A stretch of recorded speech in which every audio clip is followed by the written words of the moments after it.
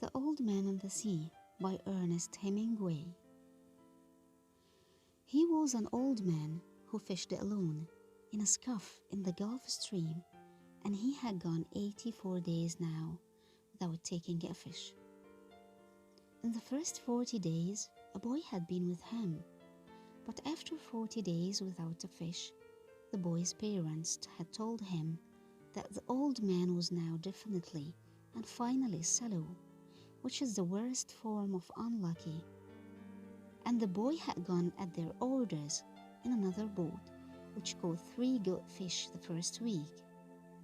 It made the boy sad to see the old man coming each day with his skiff empty, and he always went down to help him carry either the coiled lines or the gaff and harpoon, and the sails that was furled around the masts. The sail was patched with flour sacks and furled. It looked like the flag of permanent defeat. The old man was thin and gaunt, with deep wrinkles in the back of his neck.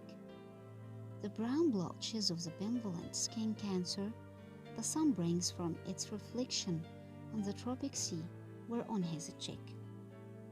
The blotches ran well down the sides of his face, and his hands had the deep creased scars from handling heavy fish on the cords. But none of these scars were fresh.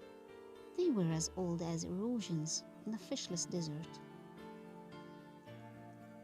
Everything about him was old except his eyes, and they were the same color as the sea, and were cheerful and undefeated.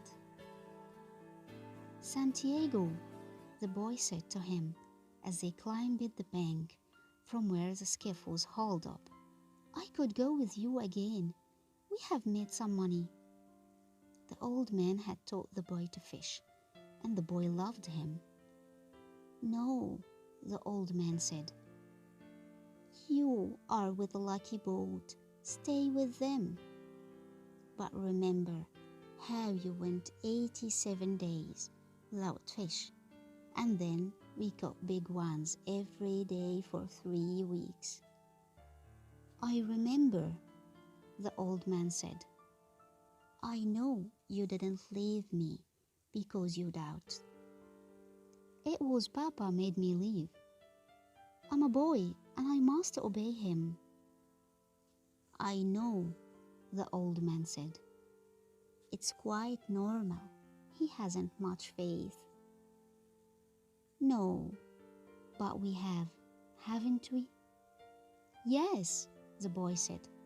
"Can I offer you a beer on a terrace and then we'll take the stuff home?" "Why not?" the old man said. "Between fisher."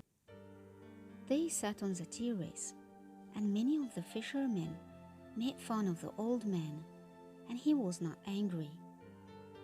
Others of the older fishermen looked at him and were sad, but they didn't show it, and they spoke politely about the current and depths they had drifted their lines, and the steady good weather, and of what they had seen. The successful fishermen of that day were already in and had butchered their marlin out and carried them laid full length across 2 planks, with 2 men staggering at the end of each plank, to Fish House, where they waited for the ice truck to carry them to the market in Havana. Those who had caught sharks had taken them to the shark factory on the other side of the cove, where they were hoisted on a block and tackle, their livers removed, their fins cut out, and their hides skinned out, and their flesh cut into stripes for salting. When the wind was in the east, a smell came across the harbor from the shark factory, but today there was only the faint edge on the odor, because the wind had backed into the north and then dropped off, and it was pleasant and sunny on the terrace. Santiago, the boy said. Yes, the old man said. He was holding his glass and thinking of many years ago. Can I go out to get sardines for you for tomorrow? No, go and play baseball. I can still row, and Rogelio will throw the net. I'd like to go. If I can't fish with you, I'd like to serve in some way. You bought me a beer, the old man said. You're already a man. How old was I when you first took me in a boat? 5, and you were killed. When I brought the fish in too green, and he nearly tore the boat to pieces. Can you remember? I can remember the tail slapping, and the banging, and the sword breaking, and the noise of the clubbing. I can remember you throwing me in a bow, where the wet coiled lines were, and feeling the whole boat shiver, and the noise of you clubbing him like chopping a tree down, and the sweet blood smell all over me. Can you really remember that?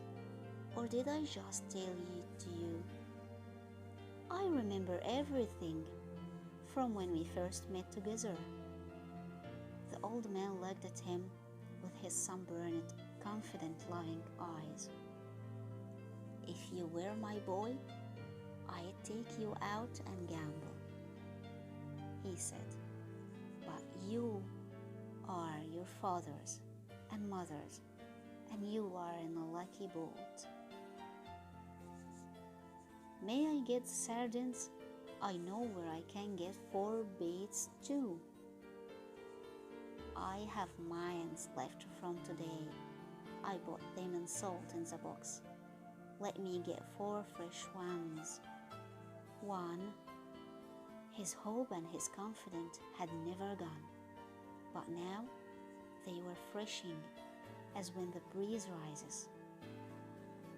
2, the boy said. 2, the old man agreed. You didn't steal them? I would, the boy said, but I bought this. Thank you, the old man said. He was too simple to wonder when he had attained humanity. But he knew he had attained it, and he knew it was disgraceful, and it carried no loss of true pride. Tomorrow is going to be a good day with this current, he said. Where are you going? Far out to come in when the wine shifts. I want to be out before it's light. I'll try to get him to work far out, the boy said. Then, if you hug something truly big, we can come to your aid. He doesn't like to work too far out. No, the boy said. But I will see something that he can't see, such as a bird working and get him to come out after a dolphin. Are his eyes that bad? He's almost blind. It's strange, the old man said. He never went turtling. That's what kills the eyes. But you were turtling for years off the Mosquito Coast, and your eyes are good. I'm a strange old man.